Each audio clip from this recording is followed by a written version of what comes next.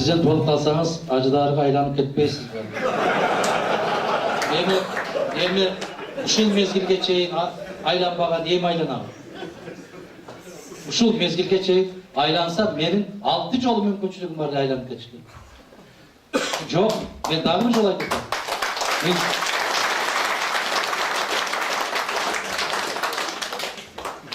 Ажыдарга айланбастын жолун таап билесизби дейт. Билем. İman деген жол бар. İman деген жол.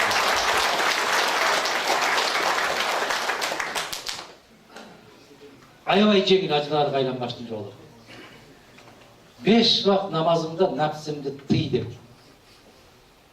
Болду, сура. Тый деп напсым. Өзүңө берилбеген жүрөктөн сактады, кабыл болбогон дуадан сактады, тойбогон напсиден сактады, арамдан сакта деп кой. Ниетіңді түзді, сен ажыдағы болбайсың. Сен инсан боласың.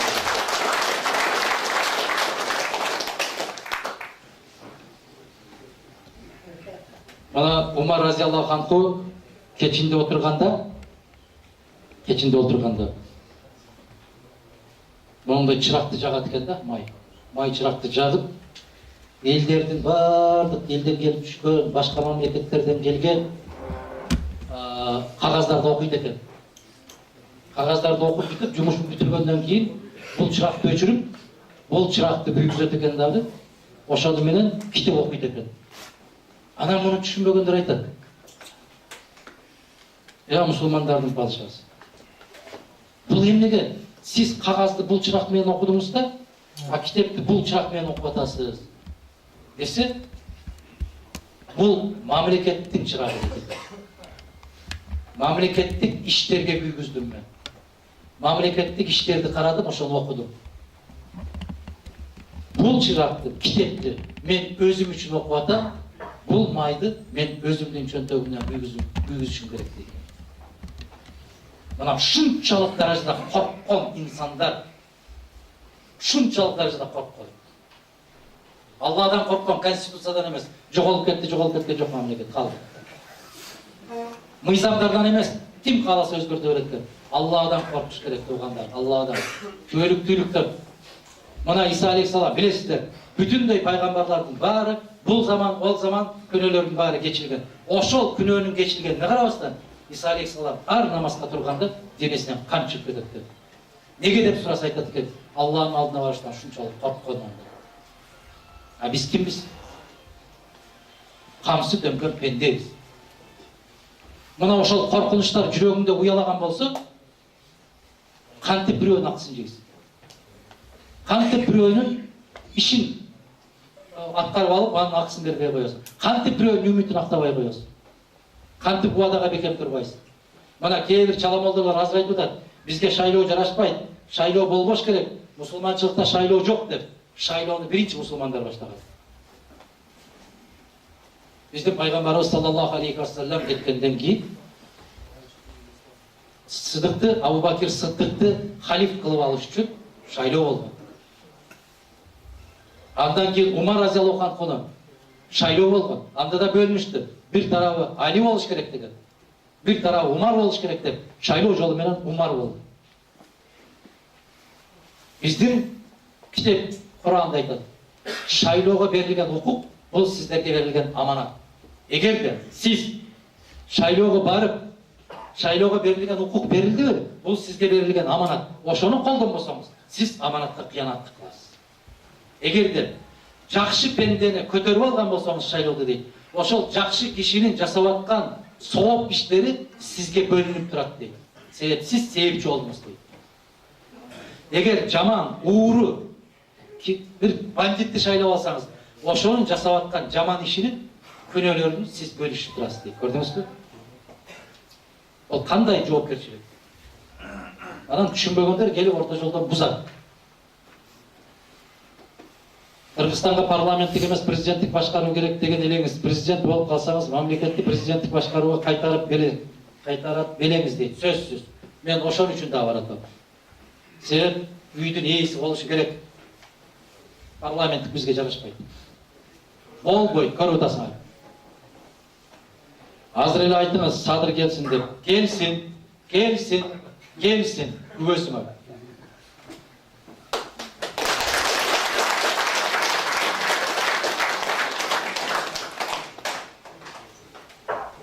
Егер ал текеберленсе, сиз мекен үчүн барсаңыз болбойбу дейт. Мен тапсам барамбы? Кайда? Каерде алайын? Силер билесиңерби? Чимкентте жүрөт андай. Мен деле силерге окшоп эле угам. Ана Кыргызстанга келет экен дегенден бери 3 жыл өттү. Ана кайда табам?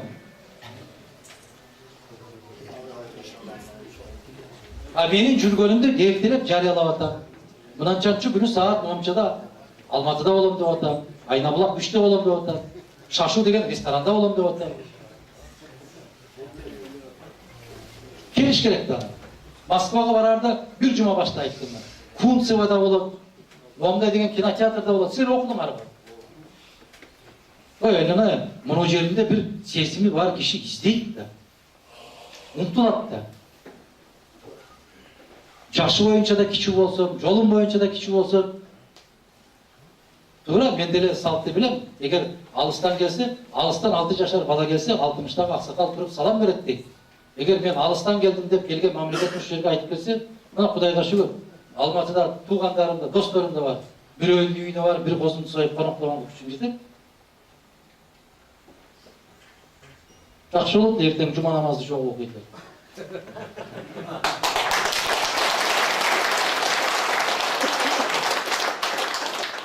Сизге суроом төмөнкүдөй. Мурунку президент Бакиев убагында Памирлик кыргыздарды алып келебиз деди. Ошону бир маселени чечип бересизби? Чоң рахмат. Памирлик кыргыздарды биз талкуу кылып атабыз, Кудайга шүгүр, Нарын областына көчүрүп келүү боюнча. Кимдин эрки болсо, көчүрүп келүүгө биздин мүмкүнчүлүгүбүз бар. Азыр кимдер гана келбей атат Кыргызстан? Ал боорубуз, кандаштарыбыз. Мен бандагы кыргыздарга да барып келдим.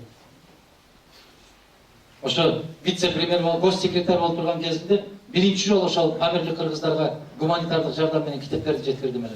Аны унутуп калыптырмын, жакшы эстеттиңер. Чегара маселеси азыркы күндөгү акыбалы кандай? Айрыкча Өзбекстан-Тажикстан чегарасы. Кыргыз армиясынын акыбалы кандай деңгээлде? Ушу экинчи суроого жөн эле койбоймунбу? Жөн эле коеюн экинчи суроого. Муну айтып атып, көзүңдөн жаш чыкмайынча айта албайсың. Чегара маселеси мындай болот. Эгер ар бир мамлекет өзү күйсө, мына Өзбекстан менен сүйлөшүүгө катышкан жокмун. Мен Тажикстан менен сүйлөшүүгө үлгүрүп калганмын жана иштеп аткан кезимде. Тажиктер айтты да, сиздер менен дейт, эми кеңешип туруп ушул жерге кол коебуз дегенде эле ассалому алейкум деп башкасы кирип келет дейт. Ага түшүндүргөнчө 1 жыл өтөт дейт. Эми түшүнүп калганда эле Коджентте жолугабыз десең эле ассалому алейкум деп үчүнчүсү келет дейт. Кыргыз токтогулачы дейт да бирөөгө. Вада дейт да, вадага мындай турсаңар дейт да. Бизде парламенттик башкарууда эмне кыласың? Чечишибиз керек. Чегара чечилмейинче жанагындай чатактар токтобойт. Чечилиши керек. Чегара чечилгенде, мына азыр сиздер айтып аткандай, Кыргыз менен Казактын чегарасы чечилди. Кыргыз тарабына барсаң да нааразы, Казак тарабына келсең да нааразы. Эч качан ыраазы болду. Эгер чоң атаңдан калган үйдү эки бир тууган бөлүп алып чегараны ушундай салып алганда дагы сен агаң менен илиң мун чыкпасаң дагы абысындар отуруп алып туруп балдарды бурап отурган. Малкананы биз жакка өткөрүп койду. Арыкты биз жактан чаап. Пенде ушундай. Пенде эч качан ыраазы болбойт. Эч качан ыраазы болбойт. Билесиңерби, пенде бир гана учурда ыраазы болот деп. Тойдум дейт экен. Качан көзгө толгондо топурак, ошондо ох деген бир үн чыгат экен. Ага чейин эч тойдум деп. Мына 80 миллиард доллары бар Гейтс тойдум деп атат. Билл Гейтс. Мына Стив Джобс каза болуп калды. Apple'дын жетекчиси, кожоюн. Эң дүйнөдөгү бай киши болду. Ошол төшөктө жатып жазганын окудуңарбы? Ким окуду ошону? Ошол Стив Джобс жазып атат, миллиардер, мультимиллиардер. Мына мен азыр төшөктө жатам дейт. Жанагы мониторду карап жатам дейт. Мониторду. Мен ушунча акчаны эмне үчүн таптым? Мен эмне үчүн ушунча иштедим дейт. Мына ошол акчанын бирөө да пайдасы тийбей атат. Мен эмнеге мынчалык аракет кылдым? Эмне кажет болот? Адам дайым ушундай болот. Акырында түшүнүп калат.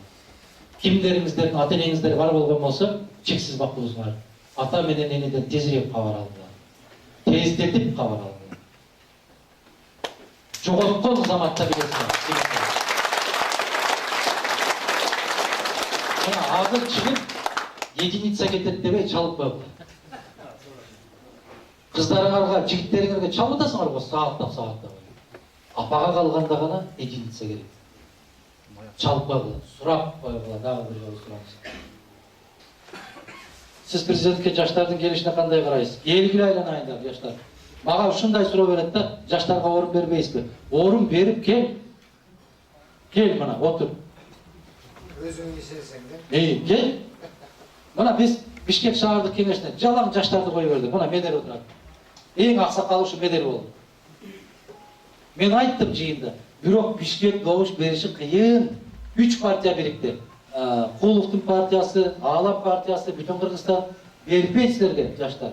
Бирок барып көргүлө. Жаштар десе силерди деле ушу сүйүп эле беттен садаган кетейин деп турган эч ким жок. Мына канча пайыз алдың? Мына 1%. Анан кантип жол бошотосуң? Төбөмдү көтөрүп келип отургуза албайсың да.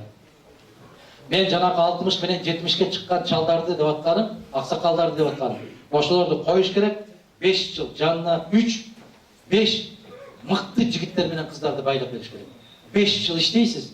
Мунулорду 5 жыл илгери кыргызда айткандай, эти сиздики, сөөгү меники дегендей кылып туруп бериш керек. 24 саат эшек куртун түшүрүп иштетиш керек. Ошондо көз ачылат жаштар. Ошондо билинет ким эмнеге жөндөмдүү өтөт. Азыр мына жерде жүрүп алып деле диплом алып атасыңар. Силер эмес, жогорку кеңештин депутаттары диплом алып атат. Сизден бир гана суроом, Кыргыздын чек арасы толук такталабы? Бул толук такталышы үчүн нече жыл иштер керек. Мына Россия менен Япониянын чек арасы 70 жылдан бери такталып атат. Россия менен Кытайдын чек арасы, мына өзүңөр көрдүңөр, 2 жыл башта такталды. Бирок такталганга аракет кылыш керек. Эгер айылда коштан сенин огородуңа арып катса канча уруш чыгат? Чегара дегенде кандай чоң, аман тур деген мырза бериптир. Туура. Кыргызстанда союз мезгилинде жетекчи болуш керек да чегараны чечиш үчүн. Жетекчи керек. 15 республикада эле бирдей ступенде болчу дейт. Ступен. Деңгээл, Бирдей кеткен. Бирдей кеткен. Бизден башка мамлекеттер баары алдыга чыгып кетти, кыргыздар гана талаалап жүрөт. Ким күнөөлүү деп ойлойсуз? Баарыбыз күнөөлүүбүз. Баарыбыз чекеден күнөөлүүбүз. Ушул жерде олтургандар дагы күнөөлүүбүз. Мен да күнөөлүүмүн. Бишкекте калгандар дагы күнөөлүү, Кыргызстанда жүргөн дагы. Россияда жүргөн баары күнөөлүү. Академиктери, жазуучулары, журналисттери, саясатчылары баарыбыз күнөөлүү. Неге? Ошондой жолду саясатты жүргүзүп атканда 14 жыл чырылдагандарды жаман көрүп келген дагы кыргыз эли. Бизди Масалиевди, Мадумаровду, Абсамат Масалиевди айтып кеткен. Жерге тепкилеп келген дагы ошол Кыргызстандын эли, кыргыз кезиптер. Эми келип кайра менден сурайсың.